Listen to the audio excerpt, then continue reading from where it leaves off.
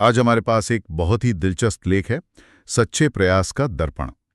ये एक लड़के और एक गुरु के बीच की बातचीत है जो मेहनत के असली मतलब को समझने की कोशिश कर रहे हैं। और ये कहानी सिर्फ एक लड़के की नहीं है ना? इसमें जो उलझन है वो हम सब की है। मतलब हम सब जिंदगी के किसी न किसी मोड़ पे उस लड़के की तरह महसूस करते हैं। बिल्कुल, ऐसा लगता है जैसे पहिया तो घुमा रहे हैं पर गाड़ी इंच भर भी आगे नहीं बढ़ रही। सही कहा। कहानी की शुरुआत ही इसी सवाल से होती है। लड़का कहता है, मैं हार मानने वालों में से नहीं हूं, मैं रोज कोशिश करता हूं, फिर भी मेरी जिंदगी आगे क्यों नहीं बढ़ती। ये एक ऐसा सवाल है जो सुनने में बहुत सरल लगता है लेकिन अंदर तक चुभता है। और यहीं पर कहानी एक बहुत ही अप्रत्याशित मोड़ लेती है। गुरु उसे कोई दिलासा या झूठी तसल्ली नहीं देते। वो सीधे मुद्दे की जड़ पर चोट करते हैं और कहते हैं, तुम मेहनत नहीं कर रहे हो, नाटक कर रहे हो। यहीं से हमारी आज की पड़ताल शुरू होती है। मतलब ये मेहनत का नाटक और असली मेहनत, इसमें फर्क क्या है? बिल्कुल। और गुरु ने असली मेहनत के 4 नियम बताए हैं जिन पर हम एक एक करके बात करेंगे। तो चलिए इसे परत दर परत खोलते हैं। लेकिन उन नियमों पर जाने से पहले ये समझना बहुत जरूरी है कि ये मेहनत का नाटक है क्या भला। क्योंकि गुरु ने जो उदाहरण दिए हैं वो इतने जाने पहचाने हैं कि थोड़ा डर भी लगता है। हाँ बिल्कुल। जैसे नई डायरी खरीदना या रंग बिरंगे पेन से टाइम टेबल बनाते रहना। घंटों तक टाइम टेबल बनाना। हाँ, या मोटिवेशनल वीडियोस की प्लेलिस्ट तैयार करना। ये सब काम हमें एक झूठी संतुष्टि देते हैं। हमें लगता है कि हम बहुत प्रोडक्टिव हैं, जबकि असल में हमने असली काम को छुआ तक नहीं है। लेकिन एक सवाल है, क्या ये तैयारी हमेशा बुरी होती है? मतलब क्या योजना बनाना असली काम के लिए मानसिक रूप से तैयार होने का जरूरी हिस्सा नहीं है? ये बहुत अच्छा सवाल है।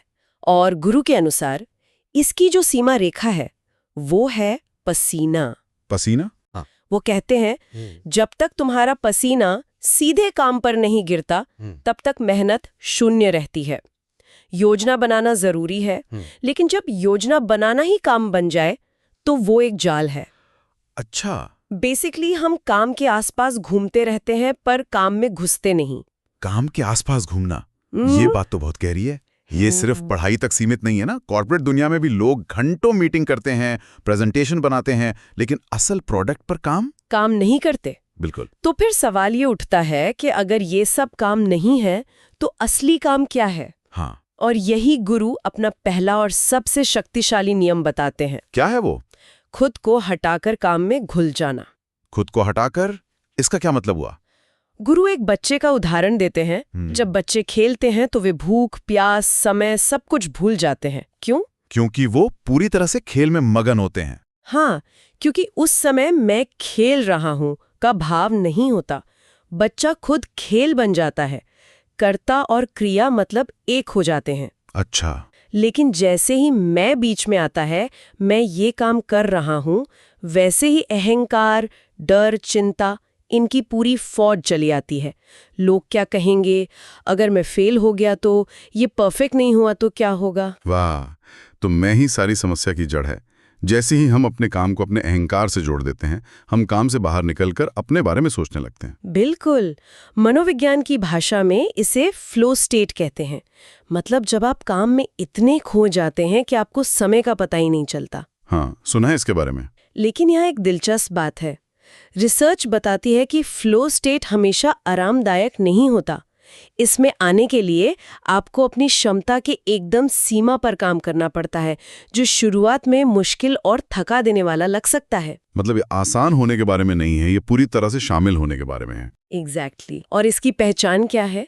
गुरु ने बताया है कि जब आप उस अवस्था में होते हैं तो घड़ी नहीं दिखती, थकान महसूस नहीं होती और मन शिकायत नहीं करता। काम बोझ नहीं, एक आनंददायक प्रक्रिया बन जाता है। हाँ। ये तो सुनने में बहुत अच्छा लगता है, लेकिन जैसे ही लड़का ये सुनता है, उसके मन में वो आवाज आती है जो शायद हम सबके मन में आती है कि लेकिन मैं अभी इसके लिए तैयार नहीं हूं, मैं अभी उतना काबिल नहीं हूं। हाँ, ये शायद दुनिया का सबसे आम और सबसे खतरनाक बहाना है। गुरु इस बहाने को कैसे तोड़ते हैं? गुरु कोई लंबा चौड़ा भाषण नहीं देते, वो एक किसान का सरल सा उदाहरण देते हैं। अच्छा। वो कहते हैं, क्या किसान पूरी जमीन हरी होने का इंतजार करता है? नहीं, वो एक छोटे से अंकुर से शुरुआत करता है। बात तो सही है। संदेश साफ है, जो आज आता है उसे पूरी ईमानदारी से करो, जो आज समझ में आता है उसी से शुरुआत करो, काबिलियत का इंतजार मत करो। ये बात तो उस इम्पोस्टर सिंड्रोम से सीधे टकराती है जिससे आज बहुत से लोग जूझ रहे हैं। हमें हमेशा लगता है कि हम काफी अच्छे नहीं हैं, हमें और सीखने की जरूरत है। और गुरु इसी सोच को पलट देते हैं। वो एक वाक्य कहते हैं जो इस पूरी बातचीत का सार हो सकता है। क्या? काबिलियत काम करने से आती है, काम काबिल होने से नहीं। वाह, दोबारा कहिए। काबिल काम करने से आती है, काम काबिल होने से नहीं। हम सोचते हैं कि जब हम परफेक्ट हो जाएंगे तब काम शुरू करेंगे, जबकि सच्चाई ये है कि हम काम कर करके ही परफेक्ट होते हैं। जैसे तैराकी किताबों से नहीं, पानी में उतर कर ही सीखी जाती है। बिल्कुल। पहली कोशिश का उद्देश्य जीतना नहीं बल्कि सीखना होता है। तो ये तो पूरी मानसिकता को बदलने वाली बात है। हम आत्मविश्वास आने का इंतजार करते हैं, जबकि गुरु कह रहे हैं कि काम करो, आत्मविश्वास उसी का नतीजा है। हाँ, ये एक्शन को सोच से ऊपर रख रहा है और ये बहुत जरूरी है। सोच आपको एनालिसिस पैरालिसिस में डाल सकती है, जहां आप सोचते ही रह जाते हैं और कभी कुछ कर नहीं पाते। सही कहा। एक्शन ही उस चक्र को तोड़ता है। लेकिन जैसे ही कोई ये तय करता है कि वो बिना पूरी तैयारी के काम शुरू करेगा, तो अगला स्वाभाविक दुश्मन सामने आकर खड़ा हो जाता है। डर, असफलता का डर, लोगों के जजमेंट का डर, अज्ञात का डर। हाँ, और इस पर गुरु का नजरिया थोड़ा कठोर हो जाता है। क्यों? क्योंकि वो जानते हैं कि डर कोई ऐसी चीज नहीं है जिसे बहला फुसलाकर भगाया जा सके। वो कहते हैं कि डर भागता नहीं है, डर को पीछे छोड़कर आगे बढ़ना पड़ता है। मतलब डर रहेगा, लेकिन आपको उसके बावजूद चलना होगा। हाँ, यहाँ पर जो तस्वीर वो खींचते हैं वो बहुत शक्तिशाली है। जो झुकता है उसे छोटी परेशानी भी कुचल देती है। जो डटकर खड़ा होता है उसके सामने बड़ी मुश्किल भी रास्ता बदल लेती है। इसका मतलब निडर बनना नहीं है, नहीं, बल्कि साहसी बनना है। और साहस का मतलब डर का ना होना नहीं है, बल्कि डर के होते हुए भी वो करना है जो जरूरी है। बिल्कुल। गुरु ये भी कहते हैं, कांपते मन से कोई बड़ा काम नहीं होता। तो सवाल उठता है कि डर पर काबू कैसे पाया जाए? इसका कोई मंत्र है? गुरु के अनुसार कोई मंत्र नहीं है। एक ही तरीका है, एक्शन।